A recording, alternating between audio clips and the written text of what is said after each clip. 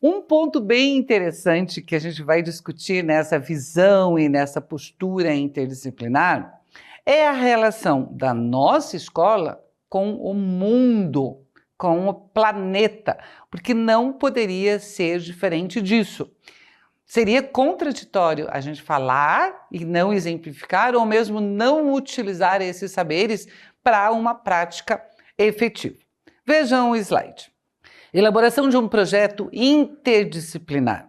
Escola como um todo ou em determinados anos de ensino ou em sala de aula, tá? Como for melhor ou possível na escola. Para se buscar um tema gerador, uma abordagem que tenha uma visão planetária. Por exemplo, eleições, guerra, pandemia, jogos, preço de algum produto, um ato violento, uma decisão política.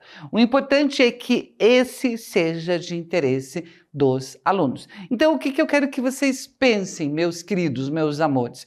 Quando o indivíduo participa das decisões, ele é uma pessoa mais engajada no processo.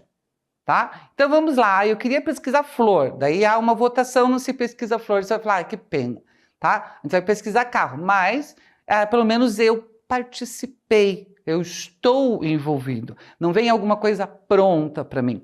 E o que a gente tem que prestar atenção? Do que está acontecendo, tá? Então, a pandemia de 2020 foi um evento mundial, né? Dá pano para pesquisa interdisciplinar de sobra, uma guerra, ou mesmo o preço de alguma coisa que subiu, ou um ato de violência que aconteceu ali perto da comunidade. Vejam, alguma coisa que chame a atenção dos alunos, que vai se transformar no nosso objeto de pesquisa e com ele a gente vai desenvolver os nossos projetos. Aqui eu trouxe um exemplo também com base no BNCC, porém voltado para o ensino médio, tá? Considerando que, gente, não há problema nenhum em fazer um projeto dos alunos do ensino fundamental e ensino médio juntos, tá? Ah, mas eles são em diferentes idades, diferentes níveis de conhecimentos, eles vão trabalhar com os conhecimentos e mais do que isso com a troca. Quem sabe, e não é necessariamente os mais velhos, ensina para os quem não sabe. Qual é a melhor forma de aprender alguma coisa? Ensinando isso, ao outro, compartilhando o saber. Então vejam lá. Por exemplo, por que da guerra entre países orientais, por exemplo? Por que aconteceu essa guerra ou está? Onde a geografia, a língua estrangeira poderiam pesquisar, como a física, a química, a biologia, por que a história, quando a matemática, a história, as consequências, a linguagem, interesses, linguagem, história, ganhos, matemática, perdas, biologias, entre outros itens, tá? Eu estou assim exemplificando isso de uma forma mais ampla. Então veja, por exemplo, a língua portuguesa perpassa todos, tá? O professor de matemática, dono do seu saber, vai olhar os seus conteúdos e vai pensar, a guerra, por exemplo, dos países orientais, né? Bom, o que a gente pode relacionar a matemática em relação a isso? Os números, os cálculos, o percentual, a estatística, tá? Então, a gente volta aos saberes em cima daquele projeto, daquela problematização, daquela pesquisa. Então, a gente quer entender, nós, alunos, professores, queremos entender por que desta guerra está acontecendo. Na área da linguagem e tecnologia, analisar visões de mundo, conflitos de interesses, preconceitos e ideologias. São objetivos retirados do BNCC. Analisar interesses, relações de poder e perspectivas de mundo. Posicionar-se criticamente diante de diversas visões de mundo presentes nos discursos em diferentes linguagens. Olha que legal, gente. O que a gente vai fazer? Vamos assistir as reportagens sobre aquela guerra, as diferentes reportagens das diferentes fontes e analisar criticamente as intencionalidades da fala para entender o porquê daquele acontecimento, desse conflito.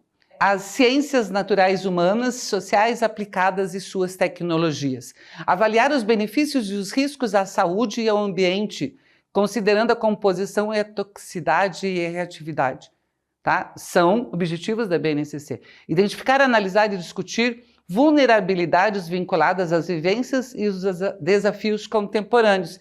Vejam, esses objetivos que a gente retirou lá da nossa a norma da lei maior relacionada ao currículo, contempla objetivos que se adequam perfeitamente ao nosso objeto comum de análise, que seria a guerra.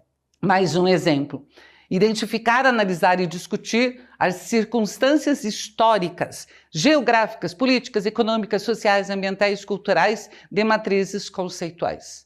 Analisar e caracterizar as dinâmicas das populações, das mercadorias, do capital em diversos continentes.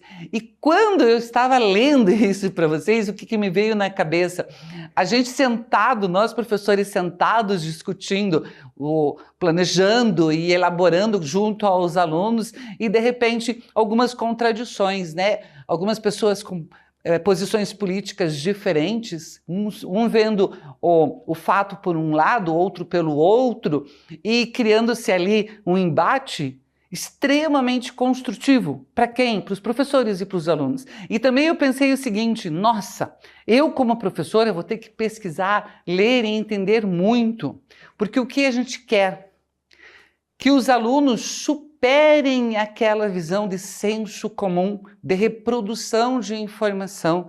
Ah, esse país é o bom, esse país é o ruim, como se isso fosse possível, um país só ser bom e outro só ser ruim, né? Ah, quem tem razão, né? Na realidade, o que a gente ia tentar entender? O que está por trás realmente desse conflito?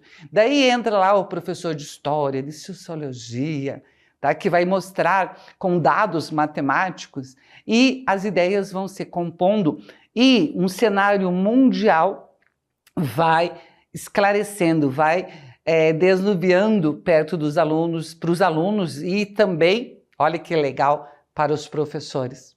A área da matemática e as suas tecnologias. Analisar tabelas, gráficos e amostras de pesquisas estatísticas. Interpretar criticamente as situações econômicas e sociais. Pessoal, base curricular BNCC. Base Nacional Curricular Comum. Objetivos tirados deles que se enquadram perfeitamente na pesquisa realizada pelos nossos alunos. E o mais legal disso, vamos lá, vamos conversar um pouquinho disso. Não há mais salas de aula na qual os alunos sentam e os professores ficam falando. Momentos assim podem existir, não há problema nenhum, mas não acontecerá só isso.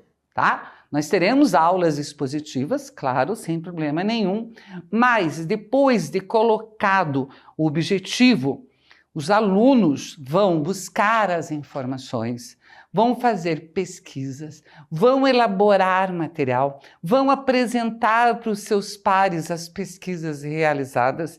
A aula vai ter um movimento, a escola vai ter um movimento diferente. Quando isso acontece, eu já vivenciei, com 2 ou 3 salas, a escola inteira fica assim, o que está acontecendo? Que bagunça é essa?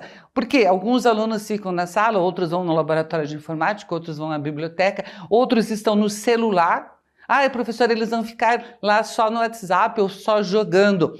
Até pode ser que haja alguns alunos que fazem isso, como fazem em aulas tradicionais, tá? Mas, quando há o interesse em pesquisar uma coisa que seja comum e esses alunos podem dividir isso com os outros e entender que aquela guerra está acontecendo por aquele motivo, ou a gente não entende o motivo, isso pode acontecer, tá? A gente não tem resposta para tudo mesmo, mas o que a gente vai ter, gente? Interesse e envolvimento dos alunos. Alguns vão aprender mais, outros vão aprender menos, mais uma vez. Na sala tradicional, isso também acontece. Porém, ir à escola, trabalhar o conhecimento, elaborar esse conhecimento é bem mais prazeroso.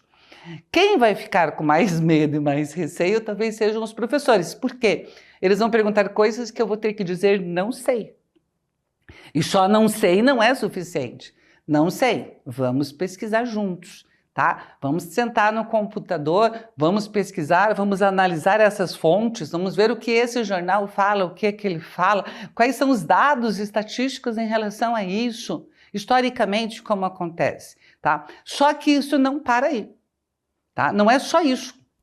Por quê? O nosso fazer tem que ter um porquê, né? E a gente vai conversar no próximo bloco em relação exatamente sobre isso.